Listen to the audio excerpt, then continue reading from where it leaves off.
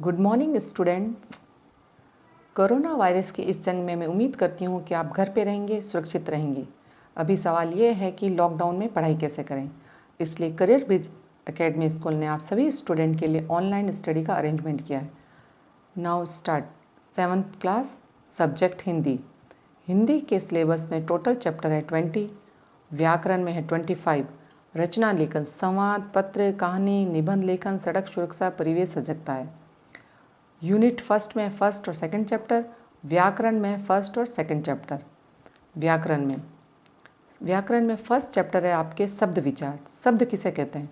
दो या दो से अधिक वर्णों के सार्थक मेल को शब्द कहते हैं।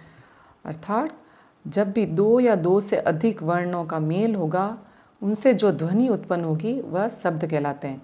जैसे क हलंत, धन अ, धन म हलंत, धन अ, धन ल हलंत, धन अ।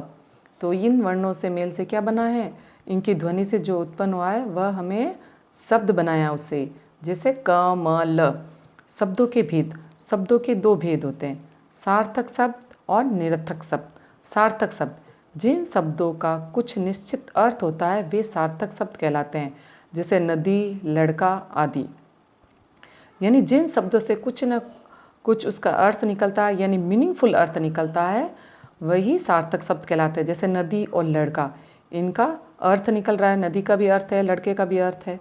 निरर्थक, जिन शब्दों का कोई निश्चित अर्थ नहीं होता है वे निरर्थक शब्द कहलाते हैं। जैसे बोल चाल, चाय, वाय, रग, यू आदि। निरर्थक यानी उनका कोई भी अर्थ नहीं होता है। अब बोल के साथ चाल का कोई अर्थ नहीं है, चाय के साथ वाय का कोई अर्थ नहीं है, रग और यू इन शब्द का कोई भी अर्थ नहीं है। अब हम शब्दों का वर्गीकरण पढ़ेंगे। शब्दों का वर्गीकरण सबसे पहला होगा व्युत्पत्ति या रचना के आधार पर वर्गीकरण, यानी उनकी बनावट के आधार पर। ख है उत्पत्ति या स्रोत के आधार पर, थर्ड है प्रयोग के आधार पर, फोर्थ है अर्थ के आधार पर वर्गीकरण। पहला है व्युत्पत्ति या रचना के आधार पर, यानी उनकी बनावट के आधार पर। उनकी बनावट के आधार पर भी 3 भागों में हमने इनको विभाजित किया है। रूढ़ शब्द, यौगिक शब्द, योग रूढ़ शब्द।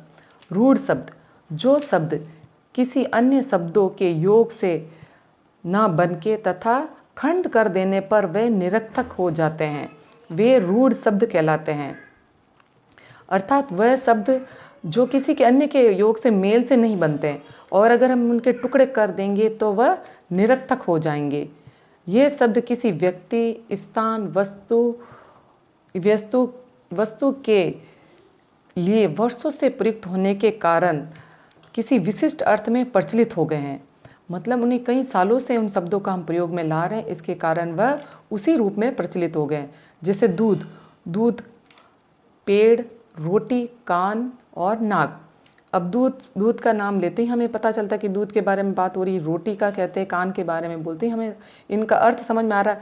अगर हम कान जैसे क को अलग विभाजित किया, न को विभाजित कर दिया तो उनका कोई अर्थ नहीं होता है, इसीलिए हम इन्हें रूढ़ शब्द बोलते हैं। दूसरा यौगिक शब्द, वे शब्द जो दो या दो से अधिक शब्दों से बने होते हैं, उन शब्दों का अपना पृथक अर्थ भी होता है। यानी यौगिक शब्द 2 शब्दों से मिलेंगे या 2 से अधिक शब्दों से भी मिल सकते हैं और मिलकर जो नया शब्द बनाते हैं उन्हें यौगिक शब्द कहते हैं। इस प्रकार के देखो आप संधि में देखते हैं, समास में देखते हैं, उपसर्ग और प्रत्यय में भी इन यौगिक शब्द को देखते हैं। जैसे विद्यालय, विद्यालय विद्या, धन, आलय। विद्या का अर्थ होता है शिक्षा, आलय का अर्थ होता है घर, यानी शिक्षा का घर, यानी 2 शब्दों से बना, इसलिए यौगिक शब्द कहा गया। योग रूढ़ शब्द जैसे ये हैं, ऐसे यौगिक शब्द जो सामान्य अर्थ को प्रकट न करके किसी विशेष अर्थ को प्रकट करते हैं, योग रूढ़ शब्द कहलाते हैं। यानी उन्हें हम है ना, जैसे वो सामान्य अर्थ नहीं होगा, उसका कोई तीसरा अर्थ होगा। जैसे देखिए पंकज, पंक, धन, ज। पंक यानी कीचड़ में, ज यानी जन्मा हुआ, पंकज। तो इसका क्या अर्थ हुआ? क म ल। अभी लंबोदर, पीताम्बर, मुरलीधर। जैसे लंबोदर लंबा है जिसका उदर गणेश, पीताम्बर पीले वस्त्र पहनने वाला कृष्ण, मुरलीधर जैसे इनका हम क्या अर्थ, इस मुरलीधर को भी हम कृष्ण के रूप में प्रयुक्त करते हैं। तो ये ऐसे हैं शब्द जिनका कोई विशेष अर्थ निकलता है, वो योग रूढ़ शब्द कहलाते हैं। नेक्स्ट हम आगे देखते हैं।